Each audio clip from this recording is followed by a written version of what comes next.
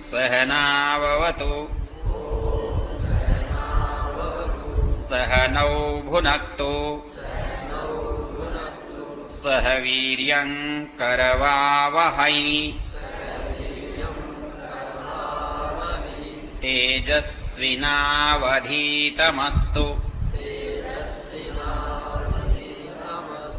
मा विद्विषावहै। शान्तिः शान्तिः शान्तिः।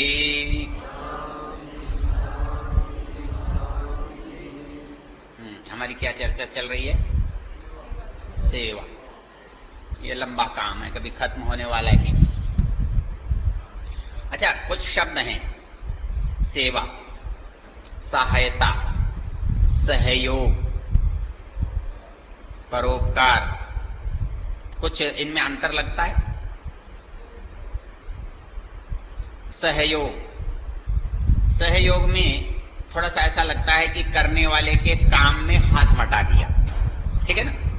वजन उठा रहा है, उठते वजन उठाने वाले के थोड़ा सहारा करके उठा दिया।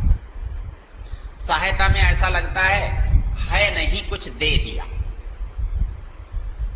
कुछ कमी पड़ रही थी, कुछ उसमें जोड़ दिया।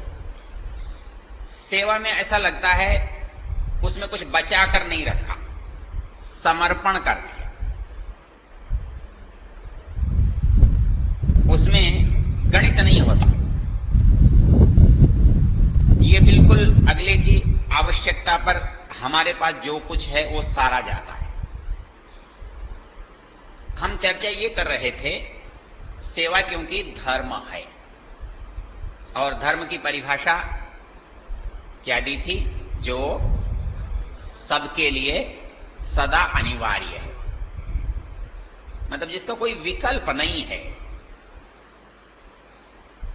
जिसका कोई ये नहीं है कि कर लिया तो ठीक है, नहीं कर लिया तो भी ठीक है, ऐसा नहीं है। इसको एक रोचक उदाहरण से समझ सकते हैं हम। आप जयपुर से यदि आए हो तो रास्ते में एक कस्बा पड़ता है किशनगढ़, और आज वो कस्बा बड़ा प्रसिद्ध हो गया। किस बात के लिए? मार्वल के लिए। भारत की सबसे बड़ी मंडी। वहां जैन लोगों की संख्या बहुत है, तो वहां जैन साधु कई बार आते हैं, प्रवास करते हैं, रहते हैं। एक बार गुरुजी को कुछ शिष्यों ने कहा कि हम अपनी अपनी कहते रहते हैं, कुछ दूसरों की भी सुन ली जाए। तो उन्होंने कहा बताओ क्या करें? बोले एक सर्वधर्म सम्मेलन करते हैं। ठीक है, लेकिन यहां तो झगड़ा हो जाएगा। वो आएगा, वो अपने को ऊंचा बताएगा, दूसरा आएगा, दूसरे को ऊंचा बताएगा। आज क्या बात है, एक छत्र राज्य है आपका, क्या?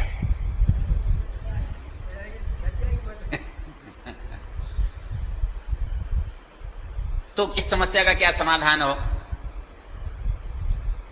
तो उन सब ने मिलकर एक निश्चय किया, और वो कहने लगे कि ऐसा विषय रखेंगे जो आपस में कोई झगड़े ही नहीं। कैसे? उन्होंने कहा कि विषय होगा मेरे धर्म का विश्व को योगदान। अब इसमें क्या झगड़ोगे? कोई संभावना किसी की आलोचना करने की, प्रत्यालोचना करने की नहीं थी। हुआ, वो सम्मेलन हुआ, और संयोग से मैं भी निमंत्रित था, मैं भी गया। हालांकि बहुत आखिर में सबसे अंतिम वक्ता के रूप में भले आदमी ने मुझे रखा, तो मुझे एक लाभ भी हुआ। सबने क्या बोला, और मुझे इंतजार बहुत करना पड़ा, ये पर नुकसान भी हुआ। सबने बता दिया। एक मुसलमान भाई था, उसने बता दिया, एक बौद्ध था, उसने बता दिया, जैन धर्म का आयोजन था तो उसके जितने संप्रदाय थे उस सबने बता दिया, दो एक ईसाई भी इकट्ठे कर रखे थे, उन्होंने भी बता दिया। जब मुझे बोलने के लिए कहा तो मैंने कहा भाई मैं तुम में से किसी से भी सहमत नहीं। क्यों? कि मेरा और तुम्हारा धर्म दो नहीं हो सकते। धर्म तो मेरा और तुम्हारा सदा एक ही होगा।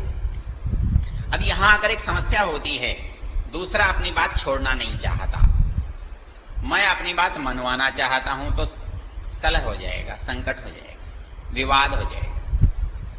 तो ऐसा उपाय करना पड़ता है जो इतना सहज हो कि दूसरे के लिए कोई बाधा न बने, विघ्न न बने। तो मेरे मन में एक बात आई, मैंने उनको कही, वो आपसे भी कह देता हूं। मैंने कहा भाई एक तरीका तो ये होता है, कल मैंने आपसे निवेदन किया था कि हम पुस्तक को देखें और प्रयोग में लाएं। एक तरीका होता है हम प्रयोग करके पुस्तक बना लें या पुस्तक से मिला लें। यदि हमारा प्रयोग पुस्तक से मिल जाए तो पुस्तक ठीक, और हमारा प्रयोग पुस्तक से नहीं मिले तो या तो हमारा प्रयोग गलत या पुस्तक गलत, दोनों में से कुछ तो गलत हो सकता है। मैंने कहा कि जैसा ही धर्म है, आप कहते हो वेद इसको धर्म कहता है, पुराण इसको धर्म कहता है, बाइबिल इसको धर्म कहता है, कुरान इसको धर्म कहता है, तो धर्म क्या? हमने कहा हटाओ सबको, कोई पुस्तक मंजूर नहीं है। कुरान भी, बाइबिल भी, वेद भी, कुरान भी, जो भी है सब हटा दो। हम बैठे हैं, हम तय करेंगे कि धर्म क्या है। मैंने पूछा, मुझे दुनिया में सबसे आसान यही लगता है कि धर्म क्या है। आप कहते हो कि दुनिया में सबसे कठिन यही है कि धर्म क्या है। मैंने कहा देखो, मोटी बुद्धि से काम करना शुरू करो तो चीज आसान हो जाए। कैसे? जब दो शब्द हैं, एक स्वार्थ और एक परार्थ। स्वार्थ का मतलब होता है स्व के लिए किया गया काम, और परार्थ का मतलब होता है दूसरे के लिए किया गया काम। अब स्वार्थ और परार्थ में धर्म कौन सा होता है? मुनि जी की भाषा में मतलब सर्वतंत्र सिद्धांत हुआ। सब मतलब इसमें कोई मतभेद तो नहीं है। अर्थात जो अपने लिए किया जाता है, स्वार्थ शब्द असल में बुरा नहीं है, लेकिन बुरे अर्थ में प्रचलित हो गया है। अपने लिए किया गया क्या कहलाता है? स्वार्थ। स्व के अर्थ लिए, अपने प्रयोजन के लिए की गई बात स्वार्थ है, और जो दूसरे के प्रयोजन के लिए की गई बात वो परार्थ है, परमार्थ है, परोपकार है। और परोपकार धर्म है और स्वार्थ अधर्म है। कितनी आसान परिभाषा है। अच्छा चलिए इसको थोड़ा सा विस्तार में चलते हैं। हम अपने जीवन में सारी आवश्यकताओं को करते हैं। जैसे आप भोजन करने के लिए बैठे और आप भोजन कर रहे हैं, तो आप क्या कर रहे हैं? धर्म कर रहे हैं, परोपकार कर रहे हैं, स्वार्थ कर रहे हैं। लेकिन वही रोटी जब आप निकाल के थाली के बाहर रखते हैं तब क्या कर रहे हैं? आप रखते हैं ना, आप रोटी निकाल कर रखते हैं कि नहीं रखते? जब रखते हैं तो क्या मन में होता है आपके? हाँ, वो पहला ग्रास है, उसको आप क्या कहते हो? गौ ग्रास कहते हो। आप रोटियां पकाती हो, पहली रोटी निकालती हो, किसके लिए निकालती हो? गाय के लिए निकालते हो। आखिरी रोटी किसके लिए निकालती हो? कुत्ते के लिए निकालते हो। मतलब ये जो जैसे ही काम वही है, लेकिन उसके पीछे का जो विचार है वो तय करता है कि जो काम आप कर रहे हो ये धर्म है या अधर्म है। जैसे आप पानी पीते हो, तो पानी पीते हो क्या करते हो? स्वार्थ करते हो कि परार्थ करते हो? लेकिन जैसे ही आप प्याऊ लगाते हो, उसके ऊपर क्या लिखते हो? धर्मार्थ प्याऊ। प्याऊ का मतलब ही धर्मार्थ होता है। और जब घर बनाते हो तब क्या होता है? स्वार्थ। और यदि घर पर आप धर्म लगा दोगे तो क्या हो जाएगा? कहीं अपने घर पर आप लिख दो धर्मशाला, फिर क्या होगा? मतलब धर्म एक शब्द बता रहा है, पूरे उसको व्याख्यायित कर रहा है। वो शाला है। शाला मतलब घर। जब वो उसके साथ धर्म नहीं लगा हुआ है ना, तो केवल शाला है, वो मेरी है। लेकिन जैसे ही मैं उसके साथ धर्म जोड़ दूंगा तो क्या हो जाएगा? सबकी हो जाएगी। धर्मार्थ जब प्याऊ लगाए, पानी सबको पिलाने लगेंगे तो धर्म होगा, सबको भोजन कराने लगेंगे तो धर्म होगा, और सबको पढ़ाने लगेंगे तो धर्म होगा। जब अच्छी बात आप कहते हैं तो क्या कहते हैं? धर्मोपदेश। जब बात ऐसी कहते हैं जो सबके लाभ के लिए है, सबके भले के लिए है, सबके उपकार के लिए है, तो वो धर्मोपदेश कहलाती है। यहां चोर डकैत की बात कोई धर्मोपदेश थोड़ी कहा जाता है। तो बड़ा कितना आसान है समझना इस बात को। मतलब आप कपड़ा पहनते हो धर्म नहीं होता, लेकिन आप कपड़ा बांटते हो तो बांटते हो कि नहीं बांटते? गरीबों में कपड़ा बांटते हो। कपड़ा बांटने की बात याद आती है तो मुझे एक अच्छा उदाहरण याद आता है। आप में से बहुत सारे लोग अपने उनको जानते हो, तपेंद्र जी को, हमारे यहाँ कमिश्नर थे, आजकल सेक्रेटरी हैं जयपुर में। वो सुना रहे थे, एक दिन कहने लगे कि सर्दी के दिन थे, कोटा में कलेक्टर थे वो, तो लोगों ने कहा जी बहुत सारे गरीब ठंड में मर रहे हैं, क्या करें? तो बोले क्या करना चाहिए? उन्होंने कुछ धनाढ़ लोगों को बुला लिया जो उनके संपर्क में थे, परोपकार की भावना रखने वाले थे, और अफसर के बुलाने से तो बहुत वैसे भी चले जाते हैं। उन्होंने पूछा भाई एक समस्या है, सर्दी के दिन हैं, शहर में बहुत लोग बिना कपड़ों के बहुत परेशान हो रहे हैं, उनकी सेवा करनी है, कैसे करें? वो कहने लगे यदि बुलाकर देने लगेंगे तो लाइन इतनी लंबी होगी खत्म ही नहीं होगी, इतने कपड़े ही नहीं होंगे हमारे पास, जो और हो सकता है जिसको जरूरत नहीं है वो भी ले जाता है। तो क्या करें? बोले फिर ऐसा करते हैं, कंबल तो इकट्ठे कर लेते हैं और गाड़ी में रख लेते हैं और बिना सूचना के रात को निकलेंगे, और जो लगेगा कि भाई इसके पास कपड़ा नहीं है, ये दुखी है, उसको देते चलेंगे। बोले ऐसा ही किया। रात के बोले 1 बजे निकले और जो जो सड़क पर सोते हुए लोग थे और उनके पास कपड़ा नहीं था उन पर वो डालते गए। तो धर्म कहां से पैदा होता है उसका एक उदाहरण देखिए। कहने लगे एक व्यक्ति पर हमने कंबल डाला तो वो बोला नहीं नहीं नहीं, मुझे कंबल की जरूरत उतनी नहीं है। बोले एक गली में सो रहा है, उसके पास चादर भी नहीं है, आप उसको दे दो। मतलब जब हम अपनी आवश्यकता से पहले दूसरे की आवश्यकता को अनुभव करें तब हम धार्मिक होते हैं, तब हम सेवक होते हैं। वैसे तो सारे राजनीतिबाज सेवक होते हैं, लेकिन उनमें धर्म नहीं होता। हाँ, इसलिए सेवक होते हैं। उन्होंने बताया जैसे ही उसने ये कहा कि मुझे जरूरत नहीं है, मेरे पास चादर है, लेकिन गली में सोने वाले व्यक्ति के पास चादर भी नहीं है, इसलिए आप उसको कंबल दीजिए। तो ये सोच जो है इसको धर्म कहते हैं, इसको परोपकार।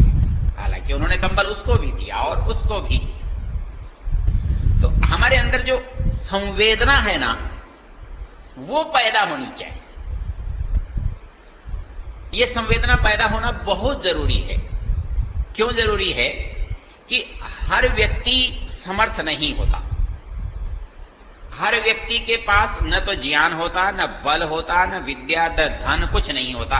हर व्यक्ति हमारे में कम ज्यादा है, और यदि स्वार्थ बुद्धि ज्यादा रही तो दूसरे का छीनना हमको ज्यादा आता है। हमारे एक भरत सिंह जी हुआ करते थे, महाशय भरत सिंह जी, दयानंद मठ में, रोहतक। वो जेल में रहते थे तो हिंदी रक्षा आंदोलन में। तो उन्होंने एक बहुत ही हंसी वाली बात, लेकिन उसके पीछे गहरा व्यंग्य है। जो हंसते हैं ना हम जिस बात पर, बात तो हंसी की होती है, लेकिन उसके पीछे एक कोई बात छिपी हुई होती है जो कही जाती है। वो कहने लगे कि भाई अंधों को कंबल बांटे गए, अंधों को कंबल बांटे गए, और अंधे की आदत होती है चीज को जरा बहुत संभाल के रखता है, क्योंकि उसके हाथ से परे जाते ही उसकी पकड़ से बाहर हो जाता है। जब कंबल बांटे गए तो उस व्यक्ति ने कंबल को समेटने की कोशिश की, तो पास में बैठे हुए ने उसको खींचना शुरू किया। वो बोला भाई कंबल तुझे भी मिला होगा, मेरा कंबल क्यों खींच रहा है? वो कुछ बोला तो नहीं, लेकिन उसने कंबल छीनना खींचना जारी रखा। तो बोले अरे ओ माशे जी, और हरियाणा में माशे जी मतलब आर्य समाजी। बोले ओ माशे जी, तुम मेरे कंबल के पीछे क्यों पड़ा है? तो बोले अरे तुझे कैसे पता लगा महाशय जी हूं? बोले भाई साहब काम महाशय जी कर सके।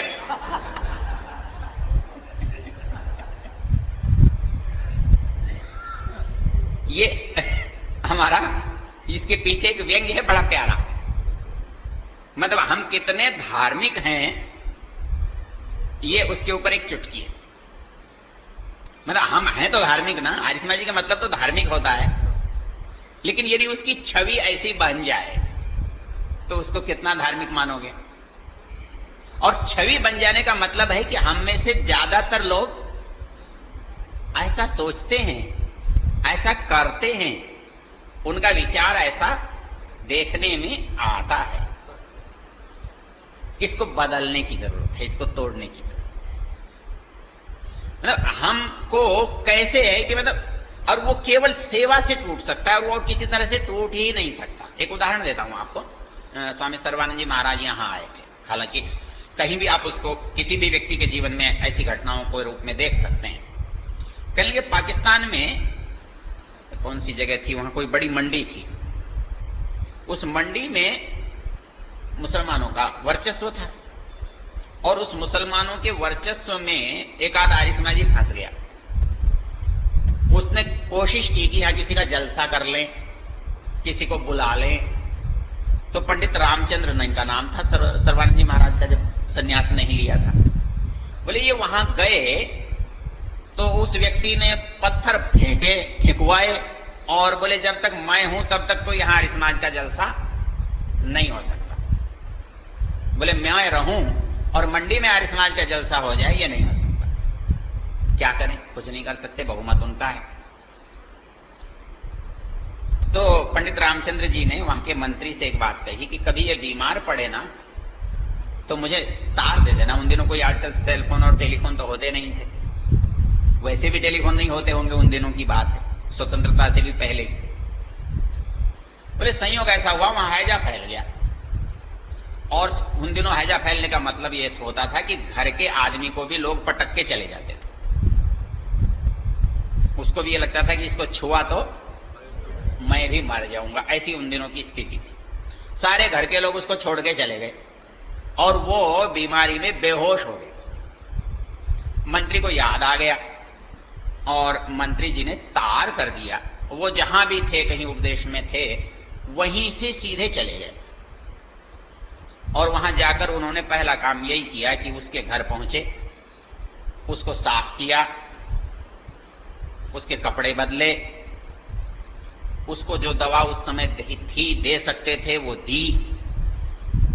जब उसकी सेवा करते करते एक दिन दो दिन बीता तो उसकी आंख खुली। बोला कौन भाई? बोले मैं तुम्हारा ही भाई हूं। बोले मेरे भाई भाई तो चले गए सारे, आप कौन भाई आ गए? बोले मैं आर्य समाजी भाई हूं, हिंदू भाई हूं। बोले अच्छा। वो बोले 4-5 दिन सेवा करने के बाद स्वस्थ हो गए। तो कहने लगा महाराज आपने मुझे बचा लिया। बोले कोई बात नहीं, ऐसी कोई बात नहीं, ये तो मेरा काम था, मेरा धर्म था, मेरा कर्तव्य था। भाई स्वामी दयानंद ने मुझे यही उपदेश दिया है, इसलिए मैंने कोई ऐसा काम नहीं किया जो बहुत बड़ा कहते हो या इसका कोई बड़ा मूल्य होता। नहीं, तुम बीमार थे, मैं आया हुआ हूं, मेरे से हो सकता था, मैंने कर दिया। वो बोला नहीं महाराज ऐसा तो नहीं। बोलो आप तो जो आदेश करोगे सो हो। वो बोले कोई आदेश की जरूरत नहीं है, तुम प्रसन्न रहो, स्वस्थ रहो। उन्होंने ये भी नहीं कहा तो जलसा करा दे, ये करा दे तो फिर तो सौदा हो जाए ना। सौदे में और सेवा में यही तो फर्क है। सेवा अकारण होती है, बिना मूल्य के होती है, जान पहचान की जरूरत नहीं होती है। वहां केवल पात्रता, आवश्यकता चाहिए, इसलिए होती है। तो अगली बार मंत्री ने कहा भाई जलसा करना है, तो वो सबसे आगे था वो व्यक्ति। बोले मैं जलसा कराऊंगा और देखता हूं कौन रोकता है।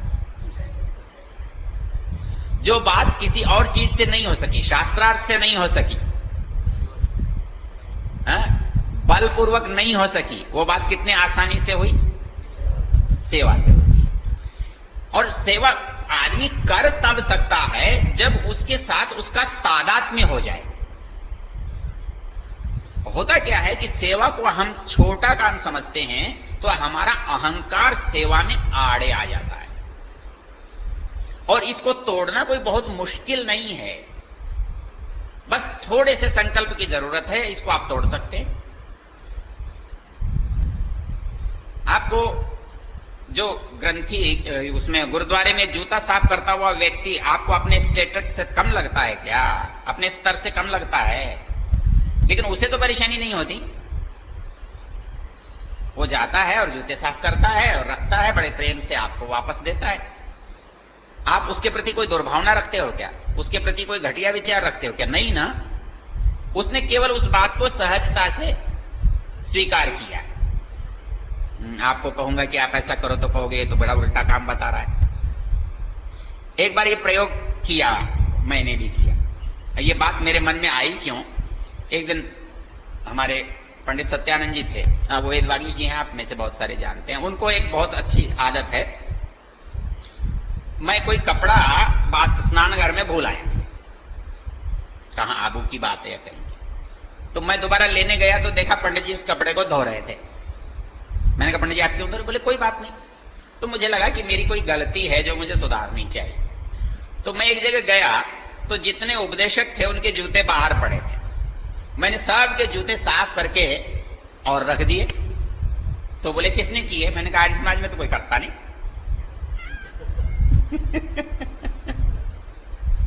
क्या है कि एक मन में रेखा सी है, ऐसा करूंगा तो लोग क्या समझेंगे, ऐसा कुछ नहीं है। आप परंपरा में पड़ जाती है तो वही बात अच्छी लगती है, वही बात हमको करने में संकोच नहीं होता, बुराई नहीं लगती।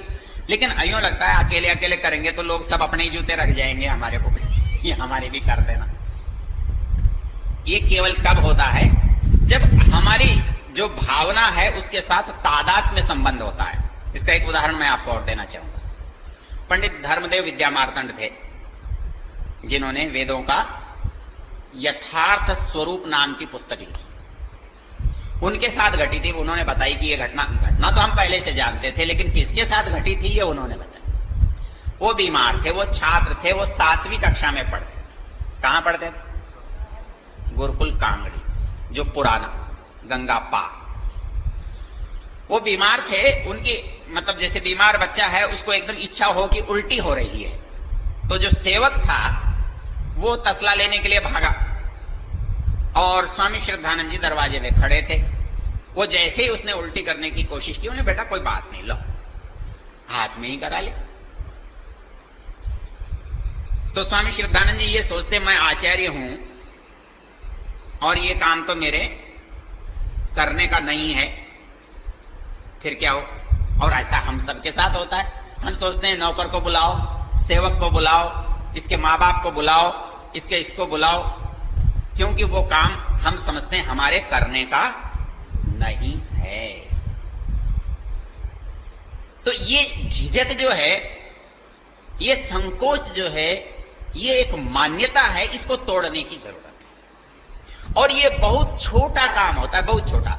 आप इसको चलो जूते साफ करने की बात छोड़ दो, किसी से बात करना, और वो भी उस आदमी से जिसको आप छोटा समझते हो, बेकार समझते हो, अपने स्तर का नहीं समझते हो, आप उससे बात करके तो देखो। एक दिन मैं अपने पिताजी के साथ गांव में जा रहा था, तो एक महिला थी बूढ़ी, उसने बहुत ही प्रेम से पिताजी को याद किया। मैंने कहा कि ये कौन है? उन्होंने कहा कौन क्या है, तो गांव की है अपने, और ये मुझसे प्रेम बहुत करती है, यहां से जाऊं और इसके पास बैठकर दो बात नहीं करूं तो इसको अच्छा नहीं लगेगा। क्यों? बोले एक दिन ऐसे ही निकलते निकलते इस महिला ने कहा, बुढ़िया ने कहा कि बेटा मेरे साथ एक परेशानी हो गई है कि मेरे सिर में फोड़े हो गए, फिर डॉक्टर को दिखा लो। बोले डॉक्टर को दिखाने में एक संकट है, डॉक्टर इंजेक्शन के 10 रुपए मांगता है और सब्जी बेचती हूं तो वो लाती ही 10 रुपए की हूं। जो मेरी पूंजी है वो कितनी है? 10 रुपए है, और 10 रुपए की सब्जी लाकर बेचती हूं तो रात के भोजन के लायक पैसे बच जाते हैं। यदि 10 रुपए इंजेक्शन में दे देती हूं तो सब्जी किससे लाऊंगी? और सब्जी नहीं, इंजेक्शन नहीं लगवाती हूं तो सिर पर टोकरा कैसे रखूंगी और कब तक चलेगा ऐसा? उन्होंने सहज भाव से 10 रुपए दे दी। बोले वो 10 रुपए क्या मायने रखते हैं, उस समय रखते भी होंगे तो भी कोई बात नहीं है, लेकिन उसका परिणाम क्या होता है कि वो व्यक्ति जीवन भर आपको याद, मतलब सवाल 10 रुपए का नहीं है, सवाल यह है कि 10 रुपए कैसे मौके पर दिए गए, ये मायने रखता है। वैसे आप किसी को 100 रुपए दे तो क्या मतलब है, कुछ भी नहीं। लेकिन कभी कभी किसी को ऐसी कठिनाई होती है जब उसके पास 2 रुपए की भी कीमत होती है, उस समय यदि आपके सहयोग का हाथ उसके लिए बढ़ जाता है तो वो आपके प्रति कृतज्ञता से भर जाता है। इसलिए आप जब कभी कहीं सहयोग की जरूरत पड़े तो उस समय बुद्धि ज्यादा लड़ाने की जरूरत नहीं। बुद्धि होने में क्या होता है मालूम है?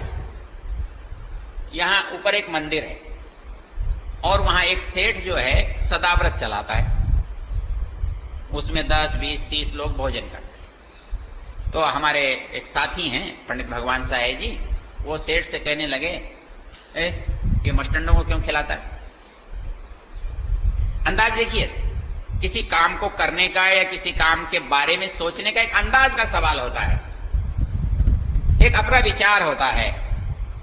वो कहने लगे इन मस्टंडों को क्यों खिलाता है, तो बेकार के लोग हैं। तो उसने एक बड़ा प्यारा सा जवाब दिया, इतना प्यारा जवाब दिया कि मैं उसको कभी भूल ही नहीं पाता। उसने एक जवाब दिया, क्या सारे ही ऐसे हैं?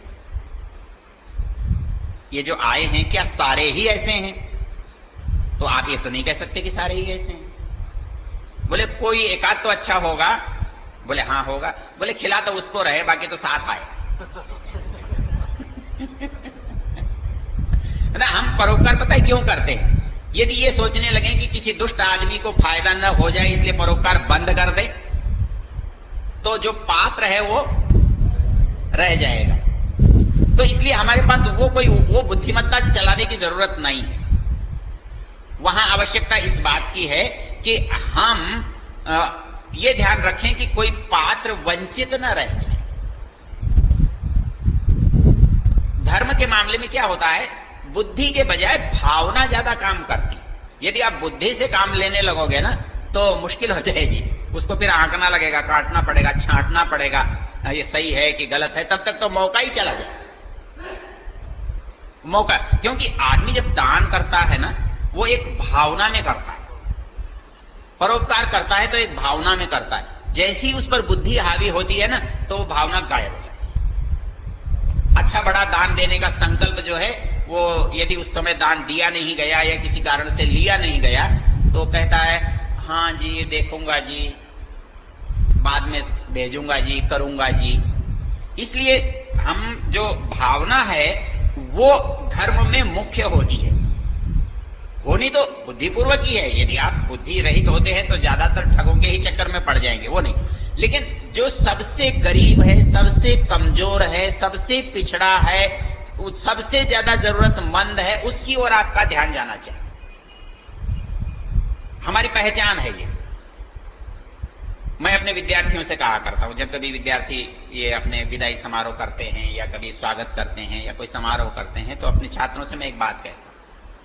मैंने कहा तुम संपन्न हो और तुम्हारे पास बढ़िया मोटरसाइकिल है, 50,000 की है कि 60,000 की है कि लाख की है कि 2 लाख की है, हो सकती है कितनी की भी हो, कोई बात नहीं।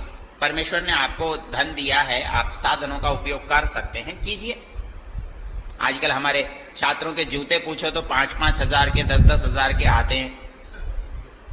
हम उनको ये कहेंगे तुम ऐसा मत करो, ऐसा मत पहनो, ऐसी हमको जरूरत नहीं है।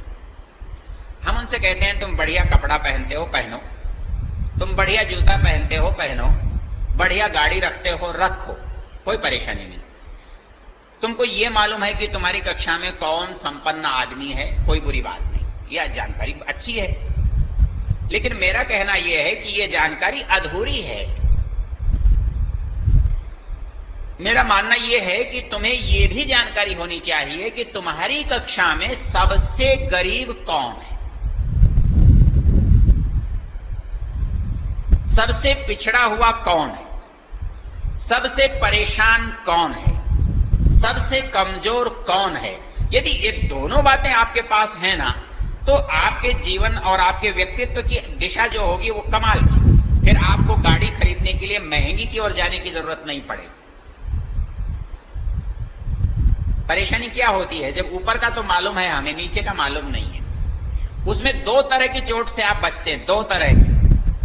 एक तो हो जो उससे पीड़ित होते हैं पैसे वाले से, आपको पीड़ा सताती है कि इसके पास कार है मेरे पास नहीं है, इसके पास नौकर है मेरे पास नहीं है, इसके पास पैसा बहुत है मेरे पास नहीं है।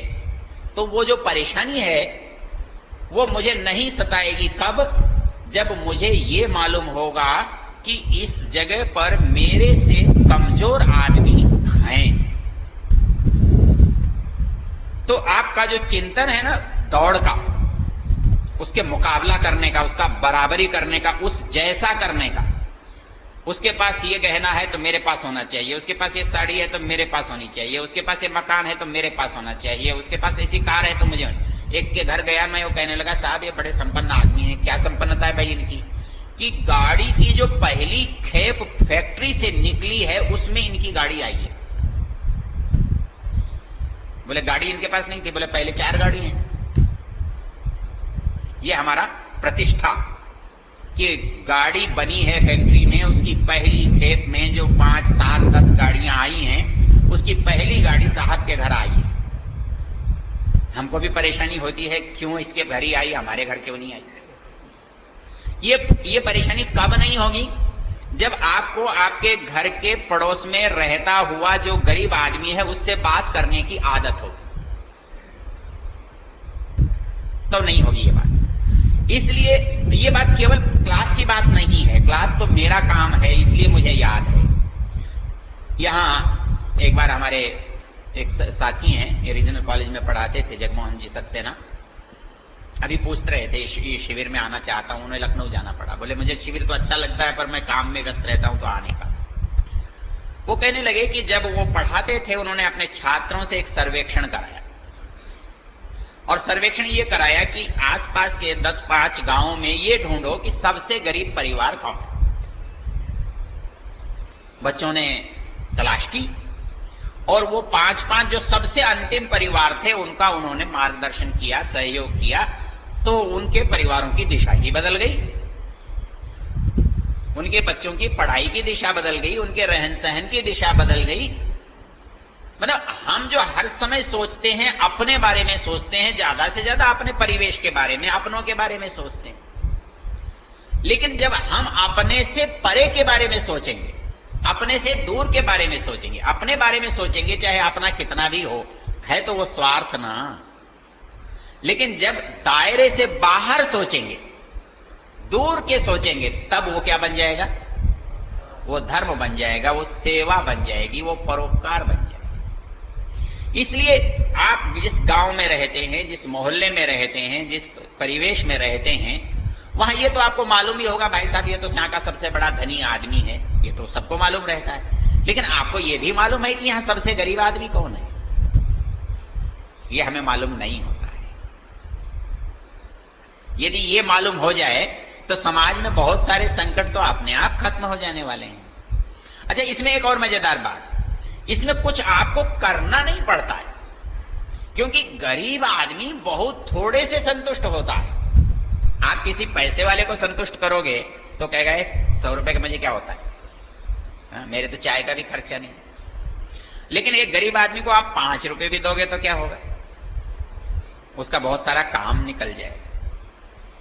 तो इसलिए सोचने की बात क्या है कि वो व्यक्ति जो उन परिस्थितियों में खड़ा है जहां से वो उन्नति करने के लिए चल नहीं पा रहा है, कुछ मत कीजिए। सबसे बड़ी बात यह है कि आप किसी कमजोर आदमी के साथ, किसी बीमार आदमी के साथ, किसी पिछड़े आदमी के साथ 2 मिनट खड़े होकर बात कर दीजिए, तो उसके मन में लगता है देखो कितने बड़े आदमी ने आज मुझसे बात की। उसके अहंकार को बल मिलता है, उसको संतुष्टि मिलती है। तो आप मत दीजिए बाकी कुछ चीज, उसको एक सलाह तो दे सकते हैं। आप उसके बच्चे के बारे में सलाह दे सकते हैं कि भाई इसको कैसे पढ़ाना है, कहां पढ़ाना है, इतना मार्गदर्शन तो दे सकते हैं। आजकल तो इतनी तरह के साधन बांटने वाले हैं, आप यही तो कर सकते हैं कि आप फला के पास चले जाओ, ये चीज ले लो, आप सरकार से अमुक पेंशन मिलती है वो ले लो। हमारे यहां मोती सिंह जी है, वो पुराने पेंशनर हैं। हमारा सरकारी अमला क्या करता है, आप हमको पैसे दोगे तो हम आपकी पेंशन के कागज बनाएंगे। अब मान लो पेंशनर घर आया और वो मर गया, अब उसकी पत्नी क्या करे? गांव की रहने वाली है, अनपढ़ है, बुढ़िया है। उन्होंने क्या किया, ऐसी 400 महिलाएं गांव से ढूंढी, अखबार से, चिट्ठी से, लोगों से, जिनके पतियों को मरे हुए किसी को 15 साल हो गए थे, किसी को 20 साल हो गए थे, वो इंतजार में थी गवर्नमेंट कभी पेंशन भेजेगी, अभी आएगी, लेकिन किसी ने कागज बनाना नहीं और पेंशन उनको आनी। उन्होंने सारे केस तैयार किए, सबसे कागज मंगाए और सीधे न्यायालय में दावा, पेंशन विभाग को नोटिस दे दी, सरकार को चिट्ठियां लिखी और उनमें से एक एक महिला को उसका अधिकार के लिए पेंशन दिलाई। इसे क्या कहते हैं? सेवा। इसमें आपका पैसा तो बहुत नहीं जाता, लेकिन इस पर आप किसका कितना लाभ कर सकते हैं ये सोचो आप। क्योंकि इस जगह वो जो कमजोर लोग हैं, वो जो पीछे लोग हैं, जो असमर्थ लोग हैं, जो असहाय लोग हैं, जिनका कोई सोचने वाला नहीं है, उनके बारे में सोचना, उसके लिए बहुत समय नहीं लगता, थोड़ा समय देने की जरूरत है, थोड़ा सा। यदि आप थोड़ा सा समय इसके लिए निकाल सकें, आप नियमित निकालिए, उस जगह जाइए जहां कोई दूसरा नहीं जाता है, जो दूसरा नहीं पहुंचता है, दूसरा जाना पसंद नहीं करता है, और उनको यदि आप थोड़ा सा मार्गदर्शन दे दें, उनके बच्चों को, उनको, तो आपका पैसा तो नहीं जाएगा, और यदि चला भी जाएगा तो कोई बहुत बड़ी बात नहीं होगी, इतना तो आपके बच्चे जो हैं वैसे ही उड़ा देते होंगे। तो आप एक अनुभव करेंगे कि आपका काम कितना सरल हो जाएगा। फिर आप उनको कोई भी विचार देना ना, उनको विचार की कहां परेशानी है लेने में। भगवान बुद्ध धर्मोपदेश करते करते उन्होंने अपने शिष्यों को तैयार किया। एक शिष्य गया, धर्मोपदेश देने लगा, उसने उठाया, उसको बोतल हाथ में थी, दे मारी, बोला आया बड़ा उपदेश देने के लिए। वापस गया, गुरुजी वो उपदेश सुनता ही नहीं है। ऐसे ही किसी भूखे आदमी को आप उपदेश देने लगो, वो क्या कहेगा, चल चल यहां से, मजदूरी करने दे, फालतू बात नहीं। बीमार आदमी है, नशे वाला आदमी है, भूखा आदमी है, आप उसको उपदेश दोगे तो चलेगा? वो गया भगवान बुद्ध के पास, बोले महाराज वो मेरा उपदेश ही नहीं सुनता, आप तो कहते उपदेश करो। बोले चलो मैं साथ चलता हूं। देखा कि वो पड़ा था नशे में धुत। भगवान बुद्ध ने उसके कांच वांच बटोरे, उसको हवा की, उस पर पानी के छींटे दिए, उसको स्वस्थ किया, सेवा की। खड़ा हुआ, बोला महाराज कौन है? कोई नहीं, मैं तुम्हारा सेवक हूं, सहायक हूं, तुम्हारा भाई हूं। वो कहने लगा आप तो बहुत बड़े आदमी हैं, महात्मा हैं, आप मुझे कुछ उपदेश करो। हम जो भूखा है उसको उपदेश देने की कोशिश करें वो गलत है, वो उसका पात्र नहीं है।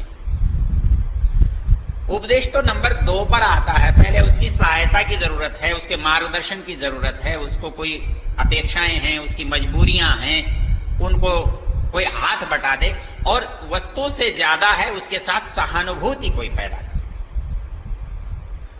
केवल थोड़े से शब्द आपकी जरूरत रहते हैं, थोड़ा सा समय।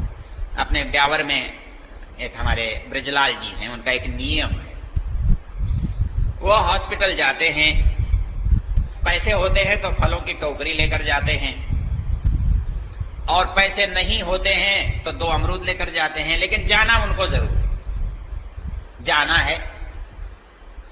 मरीज ज्यादा हैं, अमरूद थोड़े हैं, तो फांक काट काट कर दे देते हैं और एक एक से बैठ करके बात कर लेते हैं, तबीयत कैसी है, और चले आते हैं। और जब उनके पास बहुत पैसे होते हैं तो टोकरा भर कर ले जाते हैं, तब भी बात करके आते हैं। तो एक पहले मुझे ऐसा लगता था ये बीमार का हालचाल पूछने से क्या मतलब है, कोई हम डॉक्टर थोड़े ही हैं जो उसका हालचाल पूछने जाए। पर ये मजा तब आता है जब हम बीमार पड़े तो यूं लगता है कौन कौन नहीं आया, बोलो लगता है कि नहीं लगता कि भाई हम बीमार पड़े थे, हमारा वो फला मित्र आया क्या, नहीं आया, अच्छा बड़ा मित्र बनता है, आया ही। मतलब उसकी जो हमारे साथ सहानुभूति है वो हमारा संबल बनता है। तो हमारे साथ वो सहानुभूति चाहिए। तो समाज में सहानुभूति के पात्र बहुत हैं, संवेदना के पात्र बहुत हैं। मतलब हमको मैं 2 बातें कहा करता हूं अपने विद्यार्थियों से कि भाई एक तो संवादहीन मत बनो और संवेदना शून्य मत बनो। 2 चीजें, एक संवाद मतलब मैं कहता हूं लड़ लो, लड़ने में क्या परेशानी है, लड़ना कोई बुरी बात तो है नहीं, लड़ना भगवान ने बना रखा है तो लड़ा जा सकता है ना। घर में लड़ना चाहिए कि नहीं, नहीं अच्छी बात है, बहुत अच्छी बात है। बिना लड़े ये पता ही नहीं लगता कि आप कितना प्यार करते हो लड़ने के बाद मालूम पड़ता है कि आप हमें कितना चाहते हो, लड़ने से पहले क्या पता लगता है।